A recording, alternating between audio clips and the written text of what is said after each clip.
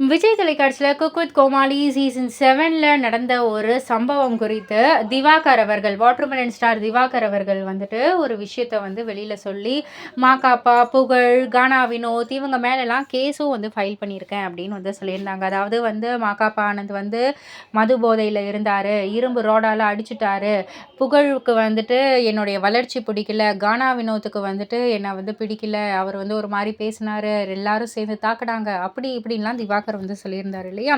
So நம்ம மாகாபா ஆனந்த், புகழ், கானா வினோத் இத்தனை நாட்கள் வந்து அமைதியாக இருந்தாங்க. இப்போ வந்து ரிப்போர்ட்டர்ஸ் கிட்ட வந்துட்டு அவங்க கேட்ட கேள்வி எல்லாத்துக்குமே வந்து பதில் சொல்லியிருக்காங்க. அதாவது எங்ககிட்ட வீடியோ ப்ரூஃப் இருக்குது, அவர் வந்துட்டு ஒரு மாதிரி தரக்குறைவா சமூக ரீதியாலாம் வந்து பேசியிருந்தாரு. ஸோ அதை எல்லாத்தையும் நாங்கள் வந்து காமிச்சாலே வந்து போதும், அவர் என்னென்ன பண்ணாரு அப்படின்னு சொல்லிட்டு நான் வந்து காமிக்கலாம். பட் ஆனால் அவரெல்லாம் வந்து மதித்து ரொம்ப இது பண்ணாதான் வந்து அவரை வந்து வளர்த்து விடுற மாதிரி, அதாவது தயவு செஞ்சு வந்து அவரை கண்டுக்காதீங்க, அவங்க பண்ணுறதெல்லாம் வந்து சரியில்லை அப்படின்ற மாதிரியும் வந்து சொல்லியிருந்தாங்க. அண்ட் அது மட்டும் இல்லை, பெண்கள் கிட்ட கொஞ்சம் எல்லை மீறியும் வந்து நடந்திருக்காரு திவாகர். அண்டா காக்கசம் நிகழ்ச்சியிலேயே ஏற்கனவே வந்து ஒரு மாதிரி எல்லை மீறி நடந்து எல்லா பெண்களும் வந்து மாகாப்பா கிட்டேயும் வந்து ஒரு மாதிரி கம்ப்ளைண்ட் மாதிரியும் வந்து சொல்லியிருக்காங்க. அது மட்டும் இல்லாமல் இந்த ஒரு குக் வித் கோமாளி நிகழ்ச்சி கப்புள்ஸாக தான் வந்து குக் பண்ணுறாங்க இல்லையா. ஸோ இத்தனை நாள் வந்து அவர் கூட இருந்துட்டீங்க, ஒரு நாள் என் கூட வந்து இருக்கீங்களா அப்படின்ற மாதிரியே ஒரு லேடி கிட்ட போய் வந்து கேட்டிருக்காரு இந்த திவாகர்.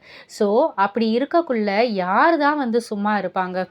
அது மட்டும் இல்லாமல் கேஸ்ட் ரீதியாகவும் வந்து ஒரு சில வார்த்தைகள்லாம் வந்து வெளியில் விட்டிருக்காரு. குப்பம், சேரி, அப்படி இப்படின்னு சொல்லிட்டு கொஞ்சம் வார்த்தைகளை வந்து விட்டிருக்காரு.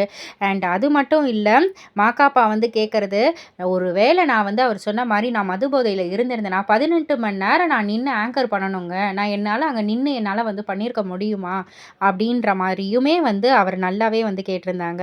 அண்ட் அது மட்டும் இல்லை, இந்த மாதிரி திவாகர் வந்து பண்ணுறது அவரை வந்து பிரபலப்படுத்திக்கிறதுக்காக, ஏதாவது ஒரு கண்டென்ட் அவருக்கு கிடைக்கணும், 6 மாதத்துக்கு ஒரு முறை வந்து ஒரு கண்டென்ட்டை வந்து வச்சு அதை வச்சு அப்படியே இழுத்து பேசிக்கிட்டே இருக்கணும் அப்படின்ற மாதிரி தான்.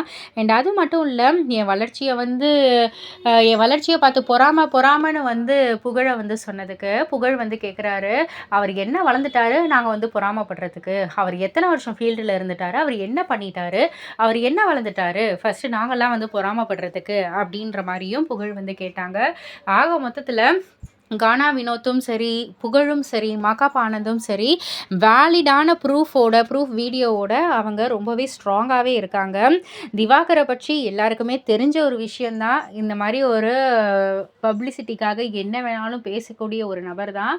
ஸோ இப்போ வந்து இவங்கெல்லாம் சொன்ன விஷயத்தை வந்து கேட்டதுக்கப்புறம், பெண்கள்கிட்ட இந்த மாதிரி நடந்துக்கிட்டதெல்லாம் தெரிஞ்சதுக்கப்புறம் திவாகர் மேலே செம்ம கோவத்தில் இருக்காங்க நெட்டிசன்ஸ்கள் எல்லாரும். மாட்டினா அவ்வளோதான் அப்படின்ற மாதிரியான ஒரு கோவத்தில் தான் இருக்காங்க.